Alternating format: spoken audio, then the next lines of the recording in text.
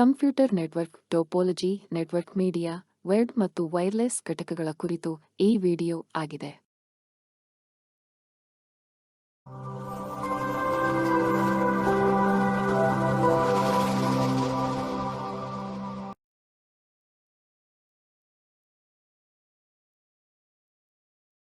Computer network ಅಂದರೆ ಗಣಕಯಂತ್ರಗಳ ಜಾಲ. ಇದು ಎರಡು ಅಥವಾ ಹೆಚ್ಚಿನ ಕಂಪ್ಯೂಟರ್ಗಳು ಡೇಟಾ ಅಥವಾ ಮಾಧ್ಯಮವನ್ನು ಕಳುಹಿಸಲು ಮತ್ತು ಸ್ವೀಕರಿಸಲು ಬಹು ಮಾರ್ಗಗಳನ್ನು ಬಳಸುವ ಸಾಧನಗಳ ಸಂಪರ್ಕ ಆಗಿದೆ. ಅದರ ಉದ್ದೇಶ ಒಂದೇ ಅಥವಾ ವಿಭಿನ್ನ ಭೌಗೋಳಿಕ ಪ್ರದೇಶಗಳಲ್ಲಿ ಇರುವ ಸಂಪನ್ಮೂಲಗಳನ್ನು ಹಂಚಿಕೊಳ್ಳುವುದು ಆಗಿರುತ್ತದೆ. ಸಾಮಾನ್ಯ ರೀತಿಯ ನೆಟ್ವರ್ಕ್ಗಳು: 1. Local area network. 2. Metropolitan area network. 3. Wide area network.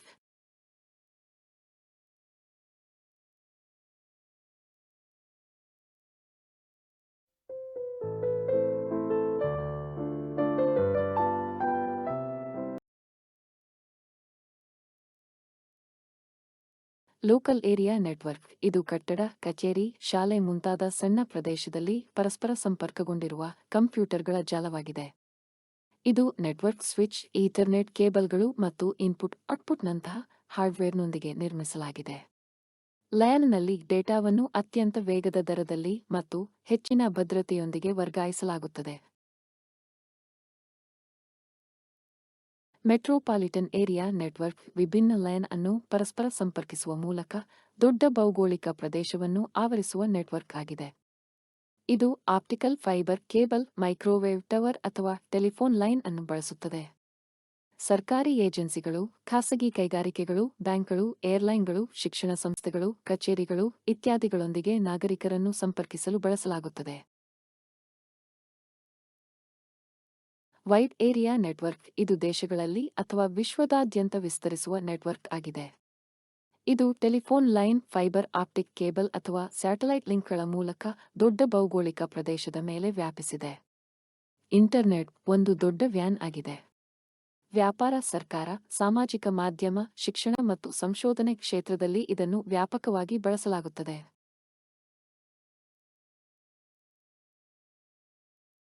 Network topology ಎಂದರೆ ಕಂಪ್ಯೂಟರ್ಗಳು ಅಥವಾ ನೆಟ್ವರ್ಕ್ ಸಾಧನಗಳನ್ನು ಒಂದಕ್ಕೊಂದು ಸಂಪರ್ಕಗೊಳಿಸುವ ಒಂದು ವಿಧಾನ. ಟೋಪೋಲಜಿ ವಿಧಗಳು: ಬಸ್, ಸ್ಟಾರ್, ರಿಂಗ್, ಮೆಶ್ ಮತ್ತು ಹೈಬ್ರಿಡ್.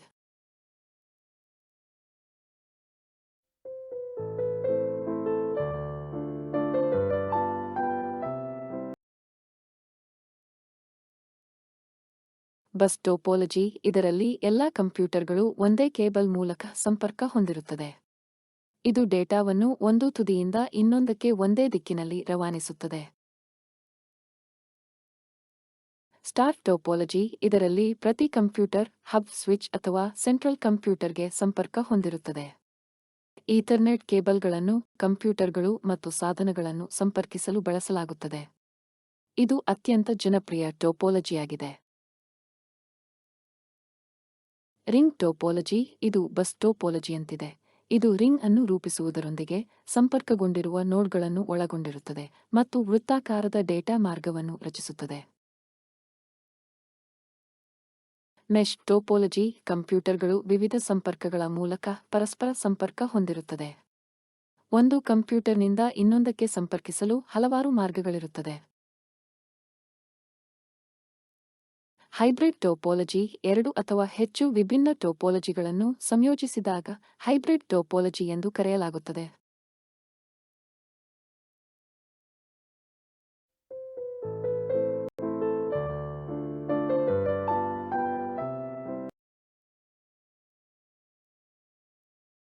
ವೈರ್ಡ್ ನೆಟ್ವರ್ಕ್ ಇದು ಕೇಬಲ್ಗಳ ಮೇಲೆ ವಿದ್ಯುತ್ ಸಂಕೇತಗಳನ್ನು ರವಾನಿಸುತ್ತದೆ.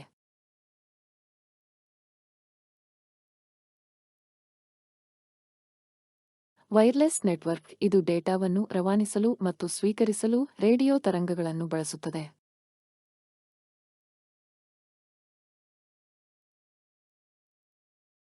ಲೈಟ್ ಫಿಡೆಲಿಟಿ ಇದು ಡೇಟಾವನ್ನು ರವಾನಿಸಲು ಮತ್ತು ಸ್ವೀಕರಿಸಲು ಎಲ್ಇಡಿ ಬಲ್ಬ್ಗಳು ಮತ್ತು ಲೈಟ್ ಸಿಗ್ನಲ್ಗಳನ್ನು ಬಳಸುತ್ತದೆ.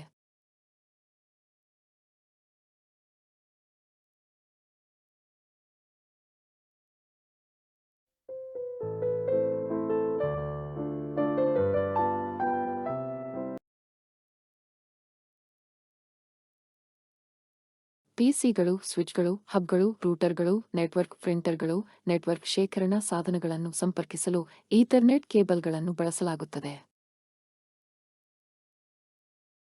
ಈಥರ್ನೆಟ್ ಕೇಬಲ್ಗಳ ಎರಡು ತುದಿಗಳಲ್ಲಿ ಈ ಕನೆಕ್ಟರ್ ಅನ್ನು ಬಳಸಲಾಗುತ್ತದೆ.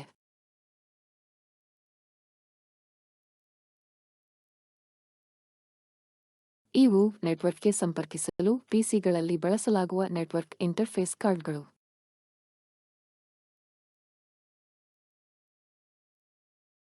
ಸ್ವಿಚ್ ಎನ್ನುವುದು ನೆಟ್ವರ್ಕಿಂಗ್ ಹಾರ್ಡ್ವೇರ್ ಆಗಿದ್ದು, ಅದು ಕಂಪ್ಯೂಟರ್ ನೆಟ್ವರ್ಕ್ನಲ್ಲಿ ಸಾಧನಗಳನ್ನು ಸಂಪರ್ಕಿಸಲು ಹಾಗೂ ಡೇಟಾವನ್ನು ಸ್ವೀಕರಿಸಲು ಮತ್ತು ಫಾರ್ವರ್ಡ್ ಮಾಡಲು ಸಹಕಾರಿಯಾಗುತ್ತದೆ.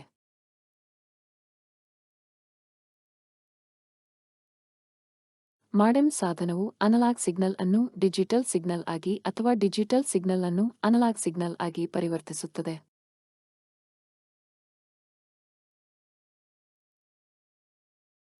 ಫೈರ್ವಾಲ್ ಎನ್ನುವುದು ನೆಟ್ವರ್ಕ್ ಭದ್ರತಾ ಸಾಧನವಾಗಿದ್ದು, ಅದು ಒಳಬರುವ ಮತ್ತು ಹೊರಹೋಗುವ ನೆಟ್ವರ್ಕ್ ಟ್ರಾಫಿಕ್ ಅನ್ನು ಮೇಲ್ವಿಚಾರಣೆ ಮಾಡುತ್ತದೆ. ಅದು ಭದ್ರತಾ ನಿಯಮಗಳ ಆಧಾರದ ಮೇಲೆ ನಿರ್ದಿಷ್ಟ ದಟ್ಟಣೆಯನ್ನು ಅನುಮತಿಸಬೇಕೆ ಅಥವಾ ನಿರ್ಬಂಧಿಸಬೇಕೆ ಎಂದು ನಿರ್ಧರಿಸುತ್ತದೆ.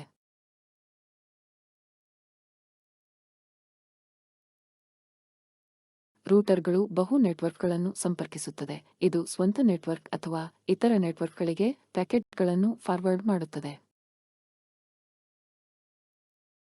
ಆಕ್ಸೆಸ್ ಪಾಯಿಂಟ್ ಇದು ವೈರ್ಲೆಸ್ ಲೈನ್ ಬೇಸ್ ಸ್ಟೇಷನ್ ಆಗಿದ್ದು, ಅದರಿಂದ ಒಂದು ಅಥವಾ ಹಲವು ವೈರ್ಲೆಸ್ ಸಾಧನಗಳನ್ನು ಏಕಕಾಲದಲ್ಲಿ ಇಂಟರ್ನೆಟ್ಗೆ ಸಂಪರ್ಕಿಸಬಹುದು.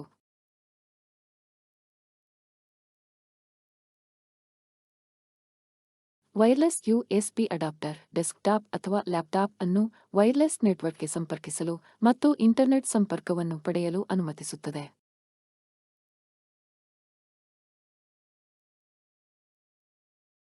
ವೈರ್ಲೆಸ್ ಮೈಕ್ರೋಫೋನ್ಗಳು ಟ್ರಾನ್ಸ್ಮಿಟರ್ ಮತ್ತು ರಿಸೀವರ್ ಅನ್ನು ಬಳಸಿಕೊಂಡು ರೇಡಿಯೋ ಫ್ರೀಕ್ವೆನ್ಸಿ ಮೂಲಕ ಧ್ವನಿಯನ್ನು ಕಳುಹಿಸುತ್ತದೆ ಮತ್ತು ಸ್ವೀಕರಿಸುತ್ತದೆ. ವೈರ್ಲೆಸ್ ಕೀಬೋರ್ಡ್ ಮತ್ತು ಮೌಸ್ ರೇಡಿಯೋ ಫ್ರೀಕ್ವೆನ್ಸಿ ಅಥವಾ ಬ್ಲೂಟೂತ್ ತಂತ್ರಜ್ಞಾನದ ಸಹಾಯದಿಂದ ಕಂಪ್ಯೂಟರ್ಗಳು, ಟ್ಯಾಬ್ಲೆಟ್ಗಳು ಅಥವಾ ಲ್ಯಾಪ್ಟಾಪ್ಗಳೊಂದಿಗೆ ಸಂವಹನ ನಡೆಸಲು ಅನುಮತಿಸುತ್ತದೆ.